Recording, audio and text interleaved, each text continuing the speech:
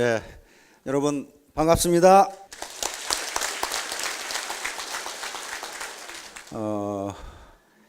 애템에 가면 돈을 번다는데 이제 본격적으로 돈 버는 얘기를 하려는가 보다.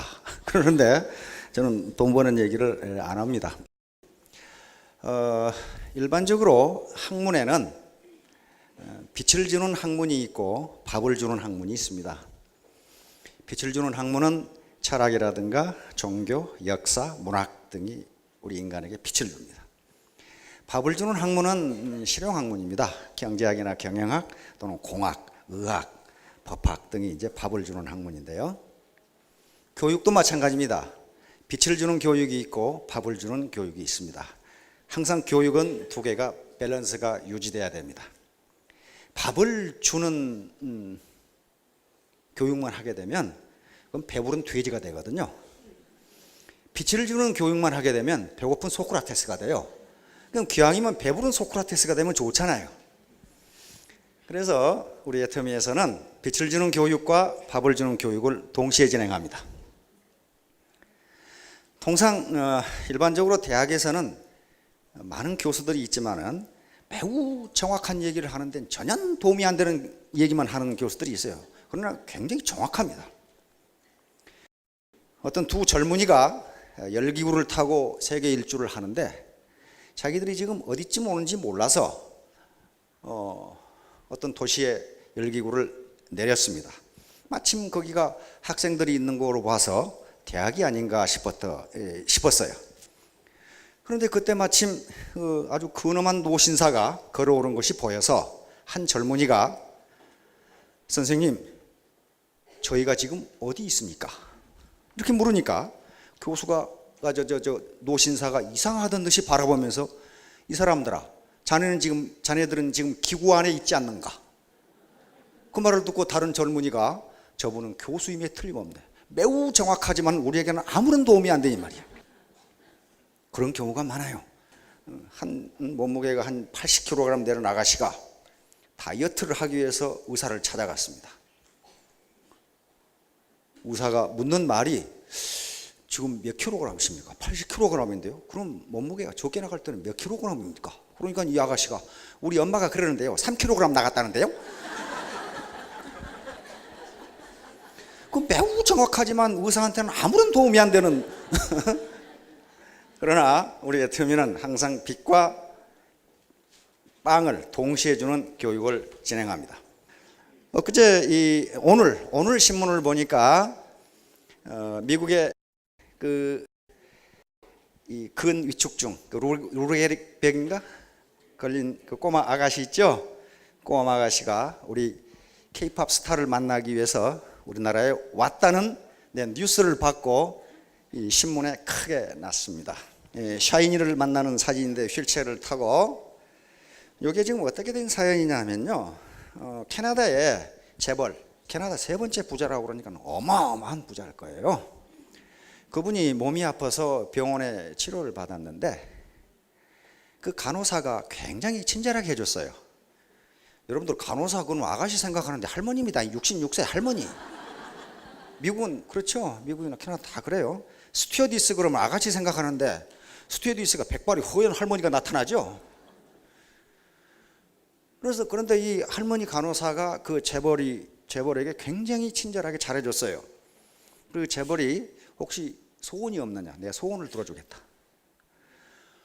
그랬더니 이 할머니가 의외의 소원을 얘기한 겁니다. 우리 꼬마딸의 소원을 들어주라. 꼬마딸이 지금 의사들이 말하기는 많이 살아야 5년. 지금 걷지도 못하고 휠체어 타고 있는데 이 소원을 들어주라는 거야. 그 소원이 뭐냐 그랬더니 한국에 가고 싶다 이렇게 됐어요. 한국에 뭐하러? 샤이니를 만나보러. 그래서 이 재벌이 깜짝 놀래가지고 그 소원을 들어주마 해서 어제 왔습니다. 어제. 그만큼 현재 우리 K-팝이 세계를 강타하고 있습니다. 특히 동남아시아뿐만 아니고 저쪽 중동에까지, 남미, 미국에까지 요 꼬마애도 지금 걷지도 못하고 하는데 K-팝 스타들의 노래를 들으면서 희망을 찾아가고 있다 이 말이에요. 그래서 한국어를 배우고 있고 꼬마인데 그 정도 유력이 강합니다. 그래서 앞으로 만약에 터미가 해외로 진출하게 되면 지금 뭐 갑자기 할 수는 없는 일이니까 동남아시아나 중국하고는 지금 FTA를 하고 있죠. 그게 FTA가 타결이 되고 해서 그 시장에 진출하게 되면 우리가 문화적 우위성을 가지고 있기 때문에 아마 굉장히 빠른 속도로 폭발적으로 성장하리라고 지금 그렇게 생각이 됩니다. 그래서 현재 K-팝의 가장 큰 수혜자는 대기업. 뚫지 못하는 시장이 계속 뚫리는 거예요. 뚫리고 폭발적으로 수요가 늘어나는 거예요. 그만큼 문화의 유력은 셉니다. 그냥 상품 잘 만들어서 팔면 되겠지, 천만의 말씀이에요. 그렇게 되지 않습니다. 문화라고 하는, 칼처라고 하는 것이 그만큼 강력해요. 자, 오늘 제가 하려고 하는 강의는 시간 낭비죄입니다. 네, 시간 낭비죄.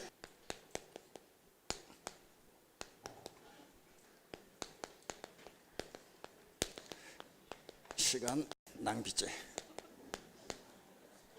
그러니까 요 강의는요 어디에 나오는 거냐 하면은 이 프로테스탄티즘 윤리와 자본주의 정신이라고 하는 이 19세기 중반부터 20세기 초에 걸쳐서 세계 최고 지식인 중에 한 사람인 막스 베버라는 사람이 쓴 논문 속에 나옵니다. 그런데 오늘날 지금까지 유럽이 지금 비실되고 있지만은 근세 이후에 세계를 지배하고 있는 것은 유럽입니다. 지금도 유럽이에요. 미국은 유럽에 포함되니까 미국을 비롯한 유럽 국가들이 경제적으로, 군사적으로, 그 다음에 철학적으로, 종교, 문학, 하여간 인문과학이나 사회과학, 자연과학 할 것 없이 유럽이 우위에 서 있어요. 그 원동력이 된 책이 바로 그 책입니다. 조그마한 책이에요.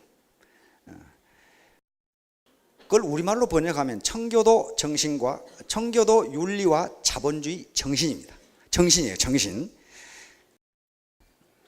정신입니다.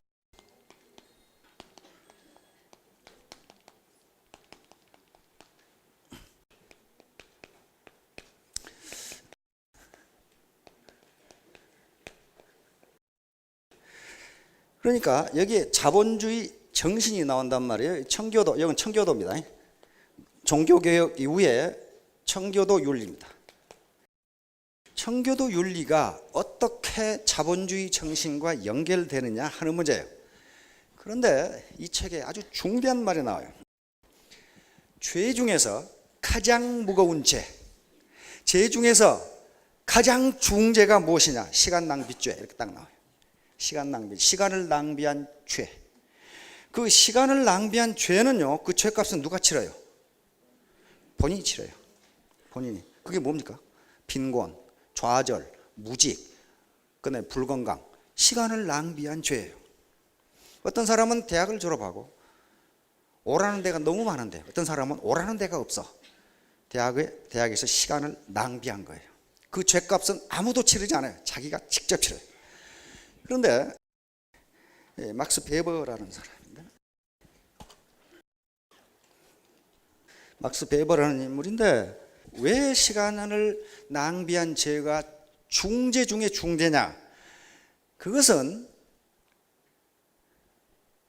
바로 당신이 열심히 일하는 것이 당신을 보내신 신에 대한 의무인데 그 의무를 소홀히 했다는 거예요. 그래서 너는 죽을 죄를 징가하더라고요. 그러니까 게으름을 피우는 것은 그것은 죄 중에 죄다. 그런 얘기예요, 지금. 자, 시간을 낭비한 죄. 이건 죄 중에 죄인데 이걸 어디서 인용을 했냐면은 영화 빠삐용에서 인용을 했습니다. 빠삐용 보셨죠? 프랑스어로 나비라는 뜻이라고 하는데 그 주인공의 가슴에 나비 문신이 그려져 있었기 때문에 그걸 빠삐용이라고 불렀습니다. 그런데 그 빠삐용은 실제로 앙리 샬리에르라고 하는 사람의 자서전이에요. 실제 얘기입니다. 그 얘기가 1969년에 프랑스에서 자기 자서전을 펴냈는데 그것이 1973년에 영화로 만들어지면서 유명해졌어요. 그런데 그 주인공이 스티브 맥킨이라는 아주 근사한 배우입니다. 스티브 맥킨이 빠삐용 역을 맡았는데 젊어서 건달로 지내다가 살인죄로 감옥에 갇히게 됩니다. 근데 그 당시 프랑스가 세계적으로 식민지가 많죠. 남미 기아나라고 하는 섬에 감옥에 갇히게 되는데, 이 사람은 자기가 살인을 저지르지 않았어. 건달로 지려다가 포주를 죽였다는 혐의로 갇혔는데 자기는 사람을 안 죽였다 이 말이야. 그러니까 자꾸 탈옥을 해. 탈옥을 하면 할수록 죄는 더 무거워지죠. 탈옥을 10번을 하다가 감옥에 또 갇혔어. 그래 독방 2년, 독방 5년 그런 식으로. 그래 자기는 억울한 거야. 이게 사람 안 죽였거든. 자기는 안 죽였어요. 그러다가 꿈을 꿉니다. 자다가 꿈을 꾸는데 재판을 받게 됩니다. 젊은 날 그 건달로 지냈기 때문에 네가 포주를 죽인 혐의를 받게 되고 지금 감옥살을 하는 것이다. 그러니까 너는 사형에 해당하는 죄를 저질렀다. 인생을 낭비한 죄라고 그랬어요. 인생을 낭비한 죄. 근데 인생이 뭡니까? 시간이에요. 시간. 80을 사신다고 하면은 몇 시간입니까? 약 70만 시간 돼요. 70만 시간. 그러면 이 70만 시간을 어떻게 쓰느냐에 따라서 인생이 좌우된다 그런 말이에요. 그러니까 우리가 한 시간을 보낸다고 하는 것은 70만 시간 저축한 생명 중에서 한 시간 생명을 꺼내 쓰는 거예요. 그만큼 생명이 지금 없어지는 거예요. 그러니까 한 시간을 헛되이 낭비하는 것은 생명을 낭비하는 것이도 여기서 인생을 낭비한 죄라 그랬어요. The crime of wasted life 그랬단 말이에요. 인생을 낭비한 죄. 그게 시간을 낭비한 죄예요. 그러니까 너는 지금 그 대가로 여기 감옥에 있는 것이다. 그러면 시간을 낭비했다. 따라서 이 시간이라고 하는 것이 시간을 어떻게 쓰느냐 하는 것이 바로 성공 여부, 한 국가, 한 개인, 한 가정, 한 기업의 성공 여부를 결정합니다. 그런데 그것이 이제 문화하고 관련돼요. 바로 이게 이제 청교도 문화인데, 청교도 윤리라고 하는 것 중에 가장 중요한 것이 뭐냐 하면 시간을 선용하는 거예요. 놀지 말고 일해라. 성경에 그런 말씀이 있죠. 일하지 않는 자 먹지도 말게 하라. 그거예요. 따라서 이 막스 베버의 책에 또 그 앞에 여러 이 청교도 윤리학자의 책에 부자라고 해서 놀고 먹는 건 죄악이다 그렇게 돼 있어요. 아무리 부자지만은 네가 먹을 건 네가 일해라 그렇게 돼 있단 말이에요. 그러니까 근면할 수밖에 없고 그 문화가 정착이 되니까 청교도 문화가. 그래서 유럽이 그대로 일어납니다. 자, 그러니까 지금 현재 자신의 삶 또는 그 국가의 삶이 경제적으로 어렵고 여러 가지 어렵다면은 과거의 시간을 낭비한 거예요. 낭비한 겁니다. 몇 년 전에 하버드 대학에서 사무엘 헌팅턴이라고 하는 아주 세계적인 지식인이 지금 돌아가셨어요. 도대체 뭐가 경제 발전을 결정하느냐? 경제 발전이라는 게 무지무지 어려운데 어째서 부자 나라는 계속 더 성장하고 가난뱅이들은 계속 가난하고 왜 그러느냐? 그 원인이 뭐냐? 경제 성장의 원인이 뭐냐 하는 세미나를 세계 석학들이 모여서 2주간 한 적이 있습니다. 그걸 묶어서 책으로 나온 게 문화가 중요하다는 책이에요. 근데 그 결론이 뭐냐 하면은 경제 발전은 문화가 좌우한다. 그렇게 돼 있어요. 다시 말하면 그 나라가 가지고 있는 문화, 그 기업이 가지고 있는 문화, 그 가정이 가지고 있는 문화에 따라서 잘 살고 못 살고가 결정이 된다고 말이에요. 부지런하고 창의적이고 토의하고 공부하고 그 가정은 잘 살게 돼 있다. 지금 그런 얘기죠. 그게 문화예요. 그런데 그 책에 그 하버드 대학 그 세미나에 우리나라 한국 학자들은 한 사람도 참석을 안 했어요. 왜냐하면 그 초청해서 세계적인 학자들만 모였기 때문에 우리나라는 그 세계적인 학자가 없는가 봐. 그래서 저도 초청을 못 받았어요. 뭐 저는 세계적인 학자는 아니니까. 그런데 그 책에 헌팅턴이 서문을 썼는데 서문에가 딱 한국이 첫 글자로 나와요. 한국과 가나를 나는 1960년대 비교해 보고 어쩌면 두 나라가 이렇게 똑같은가? 산업구조, 생산력, GDP, 소득 다 똑같은데 20년이 지나고 난 1990년대, 30년이 지나고 난 90년대 초에 봤더니 한국은 세계 14대 경제대국이 되어 있는데 가나는 지금도 그 모양 긋고 있다. 그렇게 해놨어요. 이걸 뭘로 설명해야 되느냐? 이것은 문화라고 밖에는 설명할 방법이 없다. 그런 게 서문이 쭉 나와요. 근데 헌팅턴은 그 얘기를 그 책만 쓴 것이 아니라 이 양반이 글 쓴 데마다 그걸 써놨어요. 한국과 가나는. 가나 사람들은 기분 무지무지 나빴을 거예요. 그거 맨날 이 양반이 한 군데만 쓰면 되지 말이지. 내가 여러 군데서 봤어요. 그냥만 그 글 써놓은 걸. 근데 우리 오바마 대통령께서는 자기 아버지 고향이 저 나라가 케냐잖아요. 이 양반은 연설만 하면 한국은 그렇게 했는데 케냐는 왜 그러냐 또 그래요 또. 왜냐면 가나를 비교하는 게 아니라 한국하고 케냐를 계속 비교해가지고 한국을 보라 이거야. 그런데 왜 케냐는 지금도 그 모양 그 꼴이냐고 자꾸 얘기를 해요. 그래서 제가 세계은행과 IMF에서 발표한 통계를 찾아봤습니다. 한국과 가나, 케냐가 어떻게 되는가. 1965년에 우리 국민소득이 106달러였어요. 어르신 무지무지 가난했죠. 이때 1960년대 전부 다 농사꾼이고 그냥 금년처럼 비가 안 오면 흉년이 들어가지고 이렇게 가면 돼. 옛날 같으면요 전 국민이 동원돼가지고 사고로 시험판이라고 난리 법석이에요. 그렇잖아요. 근데 이때 우리 국민소득이 106, 가나는 뭐 260, 우리보다 2.5배예요. 케냐는 우리하고 정확히 같아요. 그렇죠? 자, 그런데 해가 갈수록 어떻게 됩니까 지금 이게? 지금 비교한다는 것 자체가 지금 비교가 안 되죠. 자, 작년에 우리가 22,778불로 IMF 통계가 이렇게 잡혀 있습니다. 그런데 가나 1,529, 케냐 850원. 그러니까 오바마 대통령이 너희는 뭐 하고 있냐 이게 지금. 자, 객관적인 조건은 우리가 제일 나빠요. 인구는 4,858만으로 통계에 잡혀 있습니다. 그런데 땅덩어리는 99,828. 인구 밀도가 487이니까 세계 세 번째입니다. 제일 높은 데가 방글라데시, 두 번째가 타이완, 그리고 우리 세 번째예요. 그러니까 사실은 우리 땅에서 나는 식량으로는 30%밖에 못 먹어요. 나머지 70%를 외국에 수입합니다. 그러니까 흉년 들어도 옛날 같으면 굶어 죽는데 굶어 죽는 사람보다 지금 다이어트라고 난리 법석이잖아요. 워낙 많이 사오니까. 워낙 많이 사. 공산품을 팔아서 서비스를 팔아서 그렇게 사와요. 자, 그런데 가나 우리 절반이죠 인구가. 땅덩어리는 이거 봐요. 우리의 2.3배예요. 케냐는 땅덩어리가 우리의 6배예요. 거기다가 이 나라는요 자원이 무지무지 많아요. 석유도 나고 뭐 다이아몬드 나고 무지무지 나요. 그러니까 객관적인 환경적 요건은요 우리가 제일 불리한데 우리가 46년 동안에 우리 소득이 215배가 증가했더라고. 근데 두 나라는 5.8배, 8.1배 그런 것밖에 증가를 안 했어요. 그래서 헌팅턴은 이 차이를 뭘로 설명해야 되느냐?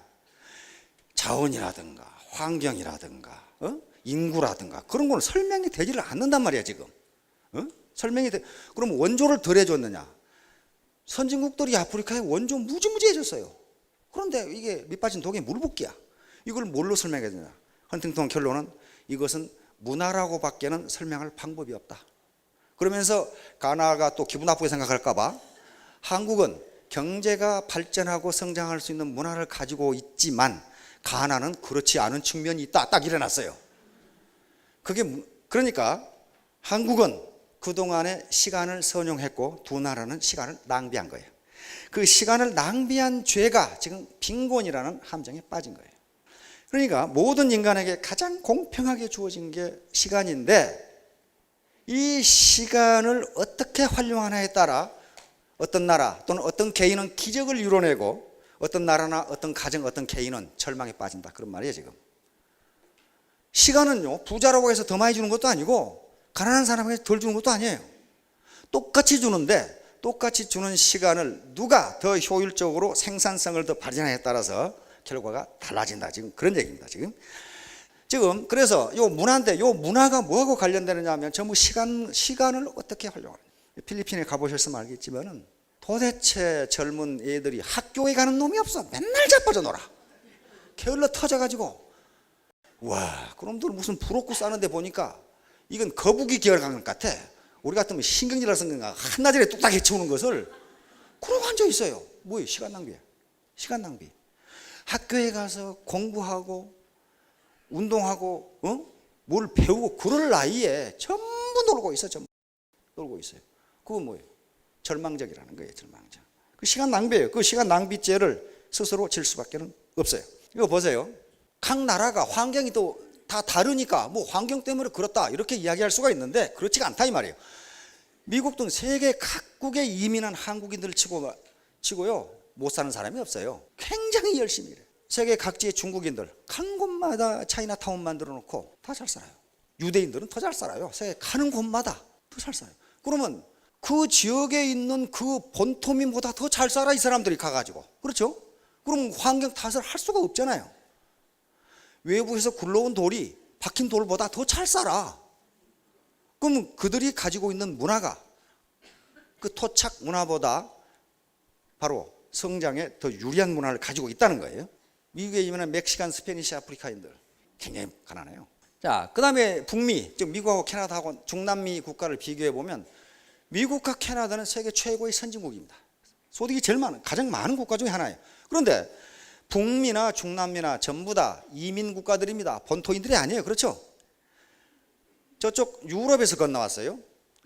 저쪽에 남미는 주로 이제 스페인 계통 그쪽으로 많이, 포르투갈 이쪽으로 넘어왔고, 그리고 이제 인디오들, 흑인들 잡아다가 뭐 노예로 했으니까 똑같아요. 인구 구성이 똑같아요. 똑같은데 어떻게 요 이민국가, 똑같은 이민국가인데 북미는 잘 살고 중남미는 지금도 헤매고 있느냐, 이런 문제예요. 자원 양쪽 다 많아요. 오히려 밑에 중남미가 자원이 더 많아요. 그런데 못 산단 말이야.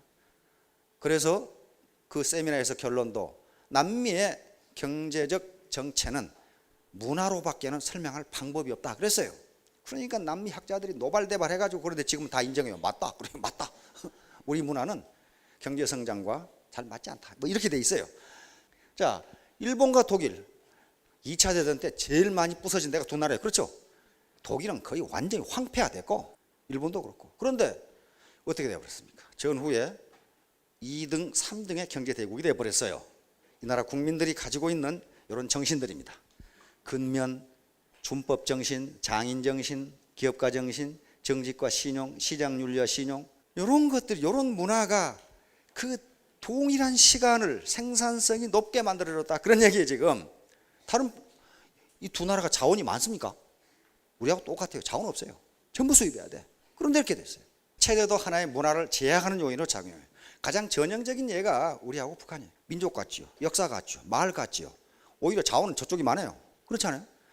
일제가 물러가면서 북한은 중공업지대, 중화학공업, 남쪽은 농업지대 이렇게 만들어가지고 해방 후에 전기를 어디서 갖다 썼어요? 북한에서 갖다 썼어요. 압록강 수풍발전선 있죠? 부정강 수력발전소 등등. 흥남해가 흥남 비료공장이 있었어요. 그렇죠? 남쪽에는 비료공장 하나도 없어요. 북쪽에가 발전소와 중화공이 다 있었어. 46년에 분당이 되면서 북한에서 남쪽으로 송전하는 전기를 끊어버렸어요. 그럼 어떻게 돼요? 전기의 92%를 상실합니다. 전기가 없어, 전기가. 그렇게 저쪽이 유리했어요. 유리했는데 지금 어때요? 거지 중에 상거지가 된 거죠. 그게 체제의 잘못이, 체제의 잘못이. 집단지성이 아니라 개별지성으로 이끌기 때문에 그래요. 자, 이게 자본주의 정신이에요. 이게 아주 무지무지하게 중요한데요. 그 막스 베베 조그마한 책이, 마르크스 들어보셨죠? 공산주의 이론. 마르크스는 공산주의 이론이라 안 그러고 자본주의 분석이에요. 자본론이에요. 그러니까 자본주의를 분석한 것은 자본주의 경제학자가 아니고요, 사회주의 경제학자 마르크스예요. 그런데 마르크스는 하부 구조, 다시 말하면 물질, 생산 양식이란가 생산 질서, 이런 것이 우리 인간의 정신 구조를 결정한다고 봤어요. 그러니까 자본주의 생산 질서가 생기면서 자본주의적 생각이 나타난다고 봤단 말이에요. 그런데 막스 베버라는 사람이 연구를 해보니까, 조사를 해보니까 어떤 현상이 빚어졌냐면요, 당시 이 16세기에 루터에 의한 종교 개혁이 있은 후에 프로테스탄트, 다시 말해 신교도, 청교도가 생겼죠. 그런데 청교도가 사는 도시와, 청교도들이 많은 사는 도시와 마을, 그리고 구교도들이 많이 사는 도시와 마을을 조사해 봤는데 어느 하나의 예도 없이 청교도들이 많이 사는 도시가 훨씬 잘 살아요. 훨씬 잘 살아. 이게 뭐냐, 이게 어떻게 된 거냐. 그래서 나온 책이 그 논문인데, 그것은 막스 베버가 발견한 것은 자본주의 경제 질서가 생기기 전에 자본주의 정신이 먼저 생겼다는 거예요. 그 정신에 따라서 자본주의 체제를 구축했다는 거예요. 그러니까 마르크스처럼 물질이 정신을 지배하는 것이 아니고 정신이 물질을 지배한다.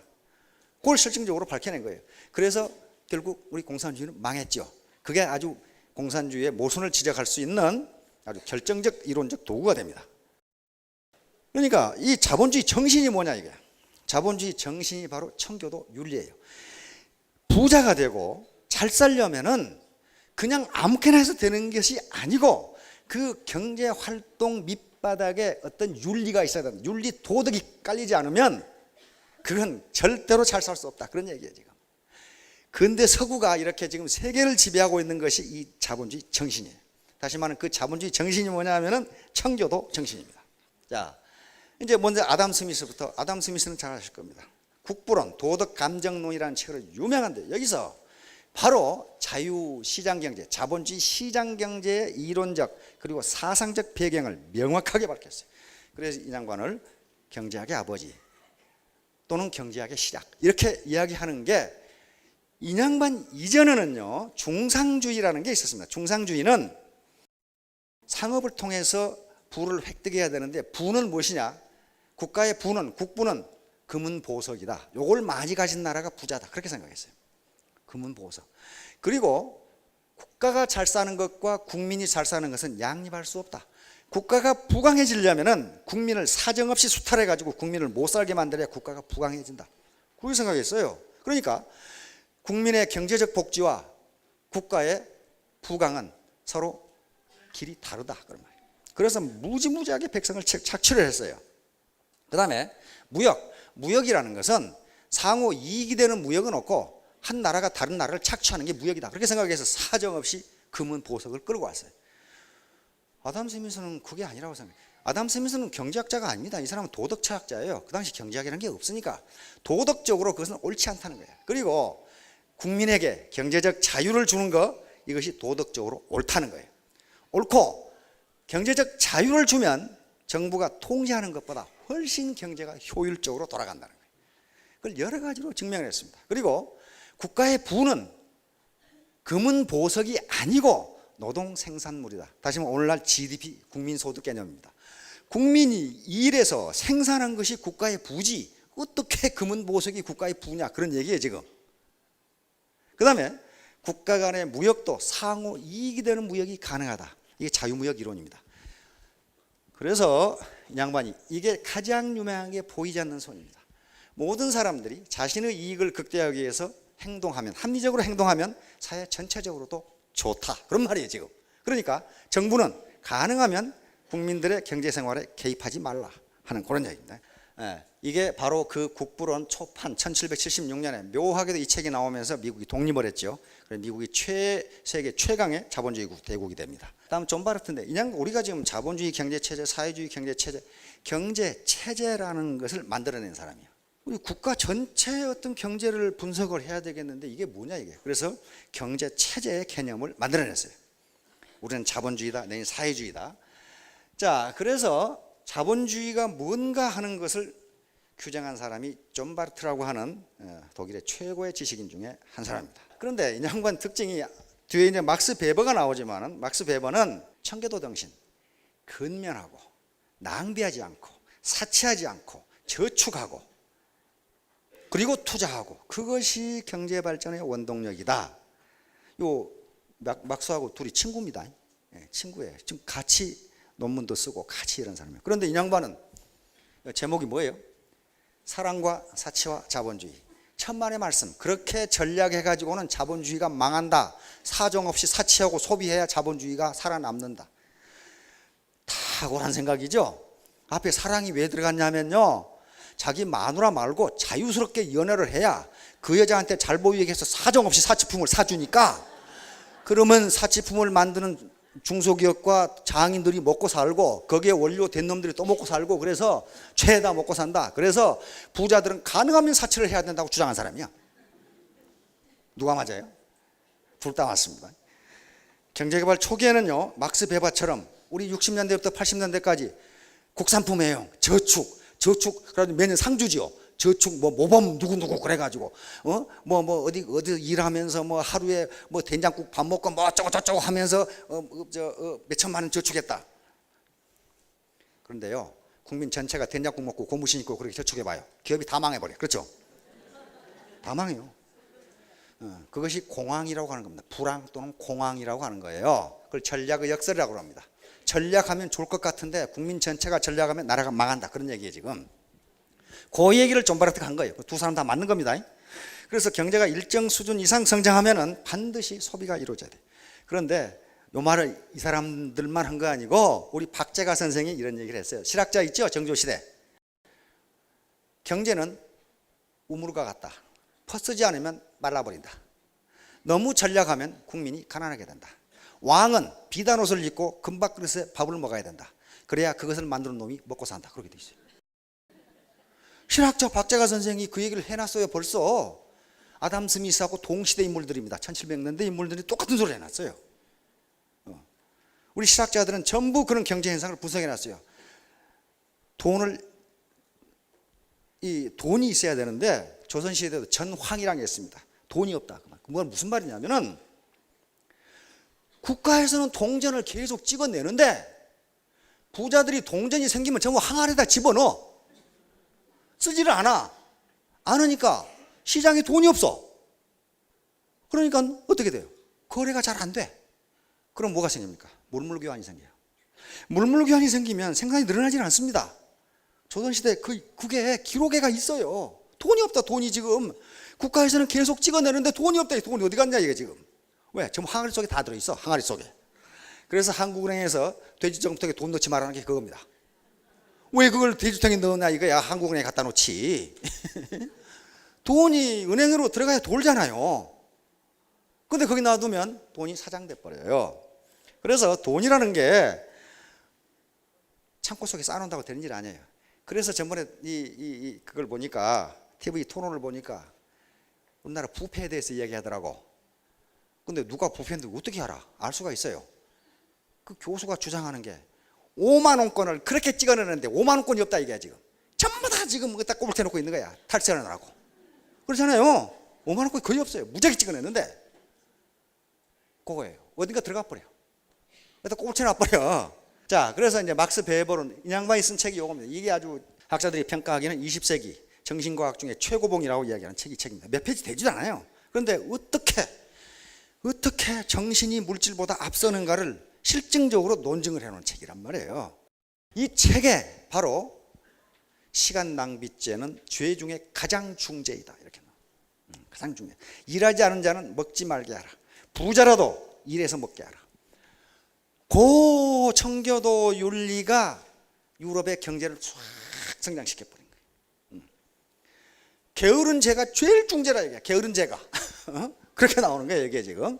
그러면 이제 요것은요 청교도 정신의 요체인데 요것만 가지고 있으면 성공할 수 있어요. 이건 인류 보편적 가치예요. 이건 청교도들만 가지고 있는 정신이 아니고 이것은 어느 문화권에 얘기해도 저것이 나쁘다 그렇게 이야기할 수 없어요. 자, 정직. 경제가 성장하려면 서로 상거래가 정직해야 된다는 거예요. 그런데 정직할 수밖에 없는 게 네가 하는 짓을 너를 보내신 네가 보고 있다 그런 말이에요. 그래 속일 수가 없잖아요. 이걸 죄의 문화라고 합니다. 죄의 문화. 서구의 문화를 죄의 문화라고 그래. 죄의 문화는 누가 보든 안 보든 나를 보내신 이가 나를 보기 때문에 할 수 없다. 그런 얘기예요 지금. 자, 금욕주의. 이것은 돈을 벌었다고 해서 사치하고 낭비하고 허랑방탕하고 그러지 말라는 거예요. 그것은 뭡니까? 돈을 버는 것은 신이 너에게 축복을 해준 건데 신의 축복인 돈을 함부로 쓰는 것은 신에 대한 모독이다. 그렇게 생각했어요. 그러니까 어떻게 됩니까? 저축이 이루어지고 투자가 이루어지죠. 자본이 형성된단 말이에요 여기서. 그 다음에 천직식. 영어로 직업을 콜링이라고 합니다. 콜링 또는 보우케이션. 보우케이션. 요 콜링 이걸 직업이라고 그러는데 직업. 저 말이 무슨 말이에요? 부르심이야 부르심. 부르심. 보우케이션도 보이스에서 왔으니까 저것도 부르심이에요. 그러니까 내가 지금 애터미 사업을 하는 것은 내가 하고 싶어 한 것이 아니라 나를 보내신 이가 네 직업은 이거라고 지정해 준다는 거예요. 그러는 경우에 왜 시간 낭비죄가 가장 중죄가 되냐 하면 너는 이 일을 하라고 신이 나에게 그 직업을 주었는데 시간을 낭비하는 것은 뭐예요? 신을 모독하는 거라는 거예요. 그러니까 어때요? 열심히 일한다. 낭비하지 않고 열심히 일한다. 그래서 여기서 시간 선용이라는 개념이 나옵니다. 일하지 않는 자 먹지 말라. 부자라도 네 먹을 건 네가 일해라. 그 얘기에 지금 근면 여기 나오죠. 신뢰, 서로 믿을 수 있어야 된다. 그다음에 성실, 구제. 이게 아무리 돈 있다고 너 혼자 허랑방탕 쓰지 말라는 거예요. 어려운 사람은 구제하고 이런 개념들이 들어 있어요. 관용 정신이 관용이라는 거죠. 토라는 관용이라는 거죠. 그다음에 겸손. 겸손하라는 말은 아주 무지무지하게 많이 나와요. 낮아져라, 낮아져라. 그런데 여기서 가장 중요한 게 뭐냐 하는 거예요. 바로 청교도 정신은 종교 윤리입니다. 그렇죠? 이건 교회나 신학자들이 이야기한 윤리예요. 그런데 이 청교도 윤리가 시장으로 나왔다는 게 아주 가장 큰 의의가 있어요. 청교도 정신이, 청교도 윤리가 시장 윤리가 된 거예요. 이게 어마어마한 거예요. 이건 그냥 만들어낸 윤리 가지고는 그렇게 되질 않습니다.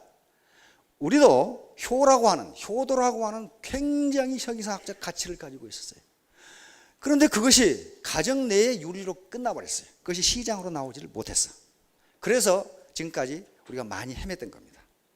만약에 효도라고 하는 윤리가 시장으로 나왔으면 어떻게 되겠어요? 자기 할머니, 자기 어머니, 자기 부모들이 자실 물건에다가 이상한 걸 넣을 수가 없죠. 그건 불효가 되거든. 그렇죠? 남을 속이는 것은 신을 속이는 것이 된다. 그러면 우리가 만약에 효도라는 윤리가 시장 윤리로 나왔더라면은 지금처럼 불량품을 만들지 않는다. 그러면 남을 속이지 않는다. 자기 할아버지, 할머니, 삼촌을 속입니까? 안 속이는 거. 속이면 그건 아주 이상한 놈이죠. 죽을 죄를 지는 거죠. 그러나 지금 차츰차츰 우리가 선진국으로 지금 가야 되는데, 그래서 21세기에 현재를 사는 우리 대한민국 국민에게 큰 두 가지 과제가 있습니다. 두 가지 과제가 뭐냐 하면은 우리 대한민국의 선진화와 그리고 또 하나는 통일이에요. 두 가지예요. 선진화와 통일. 근데 두 개 다 아주 무지무지하게 어려워. 어떻게 선진화할 것이냐. 선진화해야 되거든요. 어떤 고차원의 윤리가 시장으로 나와야 되고, 그리고 북한을 포용할 수 있는 힘과 그다음에 도덕성이 있어야 된단 말이에요. 두 가지 외에 또 뭐 더 큰 게 있어요? 선진화와 통일. 그게 이루어지면 우리는 아마 강성한 국가가 될 겁니다. 자, 그다음에 시간은 생명이고 인생이다. 80년을 산다고 하면 70만 시간인데 하루 24시간 중에 12시간 일한다고 합시다. 그럼 35만 시간밖에 안 남아요. 그렇죠? 12시간 일하면 이것을 어떻게 쓰느냐, 어떻게 효율적으로 쓰냐에 따라서 결정된다. 시간은 생명이니까 1시간 잘못 쓰면 1시간 생명을 그냥 낭비해버린 것이 된다. 그리고 시간은 만인 평등입니다. 누가 똑같이 주어져요. 젊은 사람이건 나이 든 분이건 부자건 가난한 사람이건. 시간은 외적으로 주어진 것이고 내 마음의 결의야, 결심이야. 내가 어떻게 살아야 되겠다고 생각하느냐. 요게 두 가지가 합해지면서 시간의 생산성이 나오는 거죠. 자, 시간 낭비죄가 여기 나옵니다. 이 양반이 처음에 얘기했어요. 리처드 벅스터라는 양반이 청교도 윤리의 대표적인 인물인데 바로 시간을 낭비하는 것이 인간의 죄 중에서 가장 중죄다 하는 이것을 막스 베버가 인용한 겁니다. 자, 이게 이제 파피용에서 이걸 인용을 한 겁니다. 이게 앙리 살리에라는 프랑스 사람인데 이 책이 1969년에 나왔는데 이걸 73년에 스티브 맥킨이 주인공이 되면서 영화로 만들어지면서 유명해집니다. 이게 포스터입니다. 이건 지금 파피용이 맨 마지막 악마의 섬에서 탈출하는 광경입니다. 자유를 찾아서 탈출합니다. 자, 이게 감옥이고 여기서 이렇게 잠자다가 이제 꿈을 꿉니다. 그런데 아주 인상적인 장면이 몇 개 있어요. 탈옥을 하려면 어떻게 해야 됩니까? 힘이 있어야 돼. 체력이 딸려, 체력. 그래서 이 장면은요, 기어다니는 바퀴와 지네를 잡아먹는 광경입니다. 그 다음에 복방에 갇혀 있으니 체력이 딸리죠. 예, 운동하는 장면입니다. 이 정도 의지는 있어야 돼요. 이 정도. 결국 탈출에 성공했어요. 그래서 자서전을 쓴 겁니다. 나비처럼 탈출을 했어요. 거의 70대가 다 돼 탈출했어요. 스티브 맥킨이 파피용 역으로 나온 아주 멋있는 신사죠. 여기에서 인생을 낭비한 죄, 너는 그 사형에 해당한다. 그래서 저희가 인정을 하죠. 나는 인생을 낭비했다. guilty, 유죄다. 라고 인정을 합니다. 그러면 시간을 어떻게 할 거냐? 아이젠하워 법칙을 말씀드리겠습니다. 아이젠하워는 미국의 대통령입니다. 그렇죠? 그런데 이 양반은 하도 복잡한 일을 많이 했기 때문에 어떻게 하면 이 일을 효율적으로 해낼 수 있을까 하는 걸 자기가 생각을 했고, 이것이 아이젠하워 법칙이 됐고, 지금은 거의 모든 시간관리 책에서 이걸 소개합니다. 이렇게 하라. 간단합니다. 왜 일하는 만큼 성과가 안 나느냐? 그야 시간을 낭비하기 때문에 그래요. 여기서 지금까지 게으르게 살아오신 분 아마 한 분도 안 계실 거예요. 정말 밤부터 저녁까지 그냥 무지 뼈 빠지게 일했는데 사는 게 이 모양이 꼴이다. 그건 뭐예요? 시간 낭비. 열심히 일한다고 생산성이 있는 게 아닙니다. 뭘 열심히 하느냐? 쓸데없는 일을 열심히 하면 체력만 딸리지 소득이 오르질 않아요. 이게 뭐 아무것도 아닌데 이걸 실천하는 게 어려워요. 이 양반은 자기가 하는 일이 하도 복잡하니까. 그래서 이렇게 네 가지로 나눴어요. 긴급하고도 중요한 거, 긴급하진 않지만 중요한 거, 중요하지 않으면서 긴급한데 중요하지 않은 거, 긴급하지도 않고 중요하지도 않은 거. 얼핏 생각하면 나는 긴급하고 중요한 일만 해. 그런데 학자들이 조사를 해보니까 우리나라 사람들이 거의 대부분 시간을 어디다 쓰냐 하면은 긴급하지도 않고 중요하다는 여기에 다 써요. 여기다. 나는 안 그러는데 천만의 말씀. 이게 뭐가 있을까요? 긴급하지도 않고 중요하지도 않은 거. 텔레비전 보는 거라니까. 연속극 봐야 돼. 연속극. 길에서 속도 위반하는 놈 보면 연속극 보러 가려고 그렇게 빨리 가. 뭐 중요한 일을 하러 가려고 하는 것도 아니야. 그 다음에 많이 허비하는 시간 요거. 긴급한데 중요하지 않은 거. 요즘 스팸 메일 무지무지하게 들어오고, 집에서 일하고 있는데 별로 반갑지 않은 누가 와가지고 가라고 할 수도 없고 이야기할 수도 없고 계속 쓸데없는 차 한잔 놔두고 몇 시간 이야기하고, 요게 시간이 무지무지 들어요. 일반적으로 학자들은 뭘 권하냐 하면은 요것에 시간을 많이 쓰라는 거예요. 긴급하지는 않은데 중요한 일이 있다. 예를 들면 내 건강관리를 하는 거. 지금 오늘 내가 병원에 안 와도 당장 죽는 건 아니에요. 그러나 건강 체크를 하고 미리미리 체크하는 것은 무지무지 중요합니다.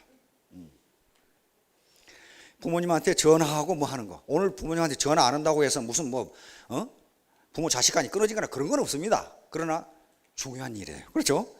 긴급하지는 않지만 중요해요.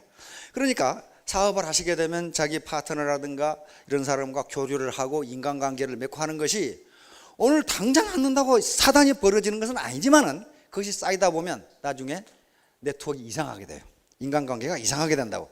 자, 공부를 한다든가 하는 것도 오늘 무슨 책을 읽는다? 급하지 않아요. 내일 읽어도 돼. 그러나 계속 미루다 보면 자기 잠재력이 성장을 하지 않아요. 시간을 낭비하는 것이 된다고요. 자, 그래서 이게 긴급하고 중요한 일은 우리가 얼마든지 알 수 있어요.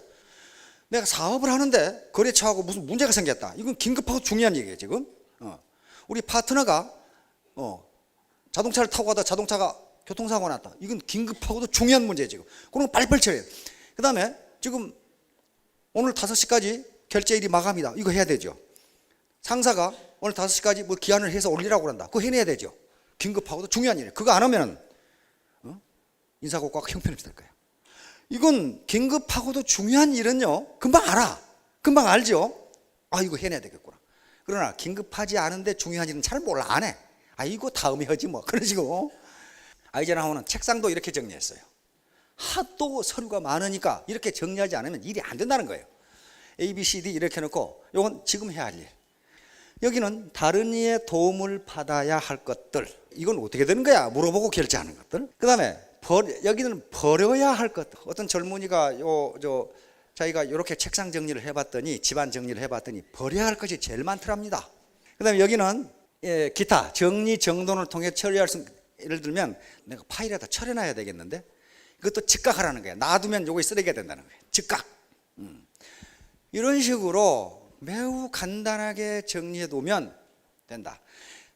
교육학자들이 조사를 해보니까 책상 정돈이 잘 된 어린이가 성적이 좋더랍니다. 뭐냐면 요게 머리가 정돈이 잘 돼 있어. 책상이 어지러 있는 어린이는 머리가 시끌사끌하더래요. 정돈이 안 돼, 정돈이. 그래서 요것은 우리 사업자들뿐만 아니고 자녀들에게도 책상 정돈, 이건 평소에 하면요 그렇게 어렵지가 않아요. 그냥 쌓아두니까 밀어두니까 에이구 다음에 하지 뭐. 그러다가 저는 이 군대 생활을 오래 했으니까 군대에서의 정리정돈이 가장 좋아요. 제가 보기에는. 왜 그렇게 합니까? 군대는 만약에 비상사태가 벌어지면요 불을 켜지 않습니다. 비상사태 벌어졌는데 불 켜면 어떻게 돼요? 그 타겟이 되죠. 불을 켜지 않기 때문에 껌껌한 데서도 내 총이 어디 있고 철모가 어디 있고 수통이 어디 있고 내 칼이 대검이 어디 있는지를 알아야 돼요. 항상 그 자리가 있어. 그러니까 눈 떠서 잡으면 내 총이 딱 잡히도록 그렇게 돼 있단 말이에요. 그래서 뒤집어 쓰면 철모, 탄띠, 칼 이렇게 다 돼 있어요. 배낭. 그러니까 뭡니까? 시간 낭비가 없어요. 만약에 군대에서 내 총 어딨냐 이거 이따구로 해가지고 이게 전쟁이 되겠어 이게? 야 이거 내 대검 어디 있어 이놈들아? 뭐 이래가지고 되겠나 이 말이에요. 이건 장교고 병사고 부사관까지 다 이렇게 해요.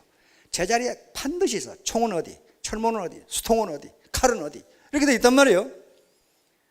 자, 그래서 이 톰 피터슨은 이렇게 얘기를 했는데 요것만 낭비를 해도요 기업주의 입장에서 어떻게 됩니까?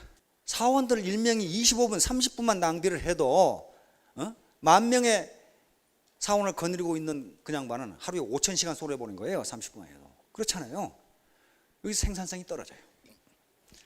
그러니까 제자리에 꼭 그 자리에 있어야 할 물건이 있고 반드시 거기에 있어야 된다. 그 얘기에 지금 요건 자이베르트는 세계적인 독일 사람인데 세계적인 시간관리 학자입니다. 물건을 꺼냈으면 제자리에 다시 갖다 놓는다. 이거 못하는, 이거 어려워서 못하는 분이 있어요. 하기 싫어 못해. 아이고 다음에 갖다 주지. 그래가지고 잊어버리고 어디다 둔지를 모르겠어. 그것을 열었으면 닫아둔다. 이거 못하는 사람이 있겠냐고. 근데 이게 시간을 전략해 준다. 시간 낭비를 막아준다는 거예요. 떨어뜨렸으면 다시 줍는다. 밑으로 내려놨으면 다시 걸어둔다. 살 것이 있으면 즉시 써놓는다. 그 다음에 수리할 것이 있으면 일주일 안에 해놓는다. 요게 아무것도 아닌 것 같은데요 시간을 엄청나게 전략해 줍니다. 엄청나게 전략해 줘요. 자, 이제 고난 임파워먼트인데 요것도 시간을 전략하는 방법입니다.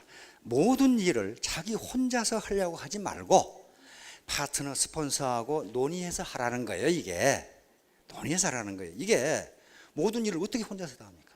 일반적으로 기업의 경영주가 내가 없으면 일이 안 돼. 그런 사람은요 얼마 못 가서 거기 망합니다. 지가 다 했다는 거거든. 부하의 일은 부하에게 줘야 돼요. 그래서 아이젠하워 장군이 유명해진 겁니다. 아이젠하워 장군이 미국 대통령이 됐을 때 역사학자들은 아마 미국 역사상 가장 무능한 대통령이 될 것이다 그렇게 생각했어요. 그러나 지금은 가장 위대한 대통령 중에 한 사람으로 보고 있어요. 이 양반은 참모들이 서류를 가져오면 그 읽지를 않아요. 그러면서 그냥 사인하고 뭔 얘기하냐, 골프 얘기해. 자네 어째 몇 타쳤어? 뭐 이런 것만 한단 말이에요. 대통령이 돼가지고도 골프를 워낙 좋아해서, 근데 골프를 잘 치는 건 아닙니다. 골프를 워낙 좋아해가지고 근무 시간에 골프를 치다 기자들한테 걸렸어요. 그래가지고 욕을 바가지로 얻어먹었어. 어떻게 대통령이 말이야 근무 시간에 골프 치고 있냐 이거야. 그런데 아이젠하워 장군은 당당하게 얘기했습니다. 나는 미 합중국의 대통령이 해야 할 일이 두 가지라고 생각한다. 그 이상은 해서는 안 된다. 뭐냐? 하나는 어떤 직책에 누가 가장 적합한 인물인가를 찾아서 그 자리에 앉히는 일, 그리고 그 사람을 믿어주는 일, 그거죠. 또 하나는 국무성과 국방성, 미국에서 가장 센 데가 두 개거든요. 국무성과 국방성이 동일한 문제를 가지고 서로 자기가 옳다고 싸우고 있을 때 내가 가만히 들어보고 누구 말이 옳은지 손을 들어주는 일, 이 두 가지 일밖에는 대통령은 다른 일을 해서는 안 된다 그랬어요. 그런데 나는 골프 칠 때 그 결정을 가장 잘할 수 있다. 그러므로 나는 앞으로 근무 시간에 계속 골프를 칠 것이다. 왜? 그걸 직접 진짜로 그렇게 했어요. 그렇게 했어. 그래서 항상 이 양반은 돌아다니면서 기자들 뭔가 크게 성공을 하면은 이건 내가 한 게 아니고 저 사람이 그걸 그렇게 했다고 말이야. 부하들을 계속 칭찬하는 거야. 그러니까 전기 작가 그려놨어요. 그렇게 자기가 한 일은 아무것도 없다고 그러고 부하들을 칭찬했는데 그러면 아이젠하워 대통령의 권위가 떨어져야 되는데 점점 올라가더라고 말이야. 내가 한 게 아니고 이 장관이 말이야 워낙 일을 잘해가 전부 그렇게 했어요. 그래서 위대한 대통령이 됐고 세계 최강의 국가를 만들어 버렸어요. 왜? 그 자리에 누가 가장 적합한가 그 사람을 골라서 거기 갖다 놨어요. 그리고 그 사람이 하는 일을 그냥 믿어버렸어요. 믿으니까 어떻게 됩니까? 그 사람은 농땡이 핍니까? 안 그래요. 믿어주는데 더 열심히 하죠. 그래서 미국에서도 손을 대지 않는 경영자, 손을 대지 않는 경영자라는 것은 아이젠하워 장군처럼 그 자리에 누가 가장 적합하냐 그 사람을 거기 앉혀고 거기에 믿어버리고 CEO는 전략적 결정만 한다 그 말이에요. 손을 대는 경영자는 일일이 간섭한다 그 말이에요. 일일이 간섭하니까 밑에 사람이 일을 하겠어 안 하겠어요? 안 한다는 거예요. 아이고 지 알아서 하겠지. 안 해버린다는 거예요. 그런 기업들이 대부분 망했습니다. 자, 이 일의 우선순위와 파레토 법칙. 파레토는 이태리의 경제학자입니다. 또 사회학자이고 철학자이고 공학자입니다. 원래 공대를 나온 양반이 공학자인데 이태리에서 이 양반이 이태리의 토지, 땅, 그 당시는 경제의 중심이 토지지요. 토지를 누가 얼마나 가지고 있는가를 조사해 봤어요. 그랬더니 이태리 국민의 20%가 80%의 토지를 가지고 있더랍니다. 그러니까 20%의 국민들이 부의 80%를 가지고 있어요. 그래서 이태리만 그런가 하고 유럽을 다 조사해 봤더니 유럽의 어느 나라도 딱 맞아요. 20%의 사람들이 80%의 재산을 가지고 있어요. 이상하다. 그래서 자기 뜰에 완두콩을 조사해 봤어. 완두콩을 심어놨는데, 그런데 완두콩 꼭지에 20%에 80% 알이 들어있더랍니다. 20%의 꼬투리에 알의 80%가 들어있다. 그런 말이에요. 이거 자연법칙으로구나. 20, 80의 법칙이. 그래서 이걸 주란이라는 사람이 일본에 컨설팅을 하면서, 일본이 지금 오늘날 일본이 된 것은 그 주란이라고 데밍이라는 두 사람 때문에 그랬어요. 이 양반이 일본의 품질 관리 컨설팅을 하면서 봤더니 품질 문제의 80%가 20%의 부품에서 나오더라. 그걸 발견했어요. 그래서 그 뒤로 모든 사회과학자들이 사회 현상을 조사해 보니까 다 20, 80%. 회사의 80%의 매출을 20% 사원이 올린다. 그렇게 돼 있어요. 우리 연예계의 소득의 80%를 20% 연예인들이 올린다. 그리고 모든 회사의 20% 아이템이 그 회사 매출의 80%를 차지해. 그러니까 무슨 얘기냐 하면요, 우리가 해야 할 일 전체 100%라 하면 그 중에 20%의 아까 중요한 일들이 당신의 소득의 80%를 결정한다. 그런 말이에요. 그러니까 우리가 시간이 한정되어 있는데 모든 일을 다 할 수 없으니 중요하고도 긴급한 거, 그 다음에 긴급하지는 않지만 중요한 거, 이게 20%라는 거예요. 일의 20%. 여기에 시간을 집중하면 시간 낭비하지 않고 성공할 수 있다. 이게 파레토의 20, 80 법칙입니다. 조사해 봤더니 여자의 80%는 보통이고 20%는 미인이더랍니다. 자기가 어디 속했는지를 한번 스스로, 저는 판단 능력이 없으니까. 자, 유엔 개발계, UNDP, 유엔의 한 기관이죠. 이게 20, 80 법칙이 세계적으로 성립하나 보자 하고 했더니 어떻습니까? 세계 20%의 부자가 세계 소득의 82.7%를 차지한다. 정확하게 맞죠. 그래서 여러분 80%에 들어가고 싶어요? 20%에 들어가고 싶어요? 20%에 들어가셔야 됩니다. 이것은 능력으로 되는 게 아닙니다. 자기 의지로 되는 겁니다. 의지로. 끝까지 물고 늘어지면 될 수 있어요. 끝까지 포기하지 말고. 이게 지금 조사해온 건데 80% 매출은 20% 고객이 올려준다. 이런 얘기입니다. 그 다음에 여러분 휴대폰에 저장된 번호 중 20%와 80% 통화한다. 쓸데없는 전화번호 무지무지 들어있어요. 전화 통화하는 것은 몇 개 안 돼. 자, 결론적으로 정중 회장님의 시간 낭비와 관련돼서 정중 회장님은 정말 한 시간도 낭비하지 않은 분입니다. 정중 회장님의 모토가 요겁니다. 읽은 천하문화사. 이게 지금 현대 가문의 가문으로 돼 있어요. 요 정중 회장님의 좌우명이었어요. 이게 뭡니까? 한결같이 부지런하면 천하에 어려운 것이 없다. 이 양반 소 2마리 훔쳐가지고 나와서 성공한 분 아니에요? 정말 부지런했어요. 그래서 사원들이 이거 안 됩니다. 그럼 뭐라고 그랬습니까? 화를 버럭 냈죠. 해보기나 했어. 해보고 안 된다고 되는지 안 되는지 보고를 하라 그 말이에요. 그 정경련 회장 하실 때 그 정경련 건물을 짓는데 기사들이 그 마감 기간까지, 그러니까 완공 기간까지 왜 안 되는지 자세히 분석해서 정중 회장님에 보고를 하니까 분석 잘했네. 그렇게 분석해가지고 그때까지 해보게 이렇게 한 거예요. 그래서 그때까지 했어요 또. 그런 양반이. 그러니까 한결같이 읽은, 한결같이 부지런하면 천하에 어려운 일이 없다. 이건 머리가 좋아야 그렇다. 정중 회장님 나는 머리가 무지 좋다고 생각하지 않습니다. 그 뚝심감, 밀어붙임, 그 부지런함, 근면함. 항상 새벽 6시에 출근하셨죠. 그래가지고 아주 죽을 뻔했어요. 그 며느리들은 그럼 몇 시에 일어나겠어. 이 양반이 6시에 출근하셔야 되니까 새벽에 일어나서 밥을 지어서 드려야 되니까. 그래서 이것이 현대 가문의 지금 가훈이 되어 있다. 그 다음에 진인사 대천명. 네가 할 일을 다 하고, 인간으로서 할 일을 다 하고 운이 있느니 없느니 그따구 소리 하라. 지금 그 말이에요. 맨뭐 분석해가지고 운이 있느니 없느니 그런 소리 하지 말아요. 네가 할 일을 다 했느냐. 요게 시간을 낭비하는 거예요. 반드시 기억하시기 바랍니다. 일근 천하무난사. 부지런하면 천하에 어려운 일이 없다. 게으르니까 문제가 생깁니다. 게으르니까. 서양 속담은 격언은 여기 있죠. 하늘은 스스로 돕는 자를 돕는다. 자기 자신을 자기가 안 돕는데, 내가 지금 성공하려고 부지런하게 일을 하지 않는데 누가 나를 부자로 만들어주냐. 하늘이 나를 부자로 만들어주냐 말이에요. 네? 배가 침몰하는데 선장이 고함을 질렀어요. 혹시 여기 기도하시는 목사님 없으니까. 목사님이 내가 목사입니다. 아 그래요. 목사님은 계속 기도하시고 나머지는 탈출.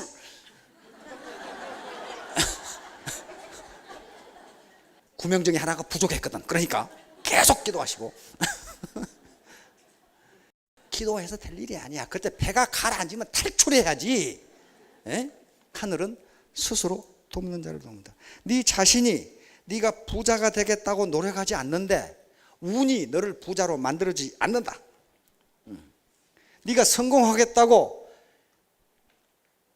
결의를 다지지 않는데 누가 너를 성공시켜 주겠냐. 하늘은 스스로 돕는 자를 돕는다. 그 다음에 스티브 잡스, 아주 유명한 사람입니다. 대학 안 나왔어요. 그런데 세계 최고 대학 중에 하나인 스탠포드 대학에서 졸업연설을 했습니다. 미국의 졸업연설은요 아무나 하는 게 아닙니다. 졸업연설자를 1년 전에 정합니다. 그래서 대학의 졸업식의 가장 하이라이트가 그날 졸업연설자의 연설을 듣는 거예요. 아주 기가 막힌 얘기를 하거든요. 스탠포드 대학 마지막 졸업연설에 이 말을 하죠. Stay hungry, stay foolish. 항상 배고픔 상태, 즉 항상 뭔가를 이루려고 갈망하라는 거예요. 이거예요. Stay foolish, 우직하게. 다시 말하면 바보가 되라 그 말이에요. Stay clever 그러지 않았어요. 그렇죠? 영악하게 행동하라. Stay foolish. 다시 말하면 네가 다 안다고 설치지 말라는 거야. 항상 듣고 배우는 자세로 임해라. 겸손하라 그 말. 겸손하지 않으면 자기가 바보처럼 행동하지 않아요. 지가 똑똑한 놈처럼 행동한 놈 치고 똑똑한 놈 한 놈도 없더라 그 말이에요. 지금 아이젠하워 장군이 어렸을 때 얘기입니다. 형제가 많았어요. 아이젠하워 장군이 말이 없고 바보처럼 보였는데 바보가 아니야. 그냥 바보가 어떻게 대통령이 됩니까? 동네 아이들이 바보라고 놀리는데 어떻게 놀렸느냐. 미국 돈에 10센트짜리가 있고 5센트짜리가 있죠. 니클이 있고 다임이 있고 그런단 말이에요. 그런데 5센트짜리가 더 크고 빛이 반짝반짝해요. 그러면 아이젠하워를 어떻게 놀렸냐 하면 5센트하고 큰 5센트하고 작은 10센트하고 놔두고 하나 집어가라. 그러면 아이젠하워는 항상 크고 빛이 번쩍번쩍 나는 5센트를 집어갔어요. 다임을. 그러니까 아이들이 껄껄거리며 저 바보 작지만 저게도 가치가 2배나 되는데, 근데 항상 아이젠하워는 5센트만 집어. 동네 할아버지가 하도 안 됐었어요. 얘야 이게 작지만은 가치가 2배란다. 그러니까 아이젠하워가 하는 대답이 저도 알아요. 그런데 그걸 집으면 다시는 그 돈놀이를 안 해요. 그러면 내가 못 벌잖아요. 누가 바보예요? 누가 바보냐고 지금. 그러니까 자기가 똑똑한 놈이라고 생각한 놈은 진짜 바보예요 그놈. 그래서 스테이 풀리시 그런 거예요. 항상 남의 말을 듣고 겸손하라. 겸손하지 않으면 자기가 풀리시처럼 행동하지 않아요. 자기가 클레버처럼 행동하면은 성공하지 못한다 그런 거예요. 그래서 여시구 함께 더불어갈 여자입니다. 때시 함께 굳자 나아갈 진짜입니다. 그러니까 네트워크 마케팅은 혼자 성공 못합니다. 여시구진하는 시대의 흐름에 맞춰서 함께 전진하자 그 말이에요. 함께. 나 혼자가 아니고 함께 전진하자. 시대의 흐름에 맞춘다는 건 뭡니까? 옛날 캐캐묵은 농경시대나 산업화 시대 패러다임 말고 지금 지식정보화 시대를 넘어서 창조 시대로 넘어가는데 이 시대에 맞는 사고 구조. 내가 왕년에 그건 찾지 마시고 내가 현재와 미래 어떻게 살 것인가를 요것에 중점을 두시고 여시고 함께 전진하자. 인양반 말은요 자기 체험에서 나온 말이기 때문에 책상머리에 나온 얘기가 아닙니다. 인양반은 학교라고는 초등학교 3개월 다닌 것밖에 없어요. 그런데 무지무지 지금 할 시간을 아주 인양반 자서전을 읽으면 어떻게 인간이 이렇게 일을 할 수 있냐 하는 쪽으로 일을 했어요. 그래서 성공한 거예요. 뭐 때문에? 자기 어머니를 실망시켜주지 않으려고. 목적은 그거예요. 자기 어머니를 실망시켜드리지 않으려고. 자기 담임 선생이 나는 내가 교사 생활하면서 이렇게 대가리 나쁜 놈 처음 봤다고 그랬거든. 그런데 어머니가 그걸 항의를 해서 난 우리 아들을 그렇게 생각하지 않는다.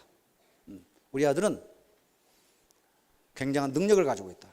그 말을 듣고 에디슨이 거기다 썼어요. 나는 평생 실망시켜드려서는 안 될 분을 갖게 되었다. 이렇게 딱 써놨어요. 자기 편을 들어줬거든. 엄마가 바보라고 그랬는데 뭐 때문에 바보라고 그랬느냐. 계란 품고 앉아있고 그랬죠. 자기도 병아리 깐다고 계란 품고 앉아있고, 그 다음에 그 선생님이 목사님이었는데 물과 불은 반대다. 그러니까 에디슨이 항의를 했어요. 뜨거운 물도 뜨겁고 불도 뜨거운데 왜 반대냐 말이야. 똑같지. 그러니까 이 선생님이 화를 내가지고 나 이렇게 대가리 나쁜 놈 처음 봤다고 그랬거든. 그런데 어머니가 그렇지 않다. 나는 우리 아들을 그렇게 생각하지 않는다. 그러니까 거기서 평생 에디슨은 자기 어머니를 실망시켜드리지 않으려고 뼈 빠지게 일했어요. 그래서 1009가지라는 발명품을 만들어냅니다. 자, 이거예요. 시간은 인간이 가지고 있는 유일한 자본이다. 그리고 그것은 절대로 낭비하거나 함부로 허비해서는 안 되는 것이다. 자기가 그렇게 했습니다. 그래서 자기 친구들이 골프를 칠 때도 이 사람은 골프를 안 쳤어요. 골프를 안 치고 뭐 했느냐? 운동을 해야 되죠. 자기 실험실 탁자를 돌아다니면서 나는 운동했다. 그렇게 돼 있어요. 운동했다. 나는 하루에 5시간 이상 잔 적이 없다. 그렇게 일을 했어요. 혼자. 그러니까 오늘 제목이 시간 낭비죄인데, 시간을 낭비하면요, 그 죄값은 자기가 치르는 겁니다. 자기 가족이 치르는 거고 그 국가가 치르는 거예요. 누가 대신 해주는 게 아니에요. 그렇다면 모든 사람에게 똑같이 주어진 시간인데 아이젠하워 장군처럼 중요하고도 긴급한 것, 그 다음에 긴급하지는 않지만 중요한 일, 이게 전체 우리가 해야 할 일의 20%밖에 안 되니까 이건 누구든지 다 할 수 있다 이 말이에요. 그런데 문제는 뭐가 중요하고 긴급하지는 않지만 중요한 일인가 하는 건 누가 판단할 수밖에 없어요. 자기가 판단할 수밖에. 왜? 누가 안 가르쳐줘요. 왜? 자기가 판단해야 돼. 이게 나한테 중요한가? 이건 자기가 판단해야지. 그건 당신에게 중요해. 그걸 누가 가르쳐 주겠어요. 그래서 그런 걸 판단해서 하여간 끝까지 버텨가지고 모든 분들이 성공하시기 바랍니다. 네, 감사합니다.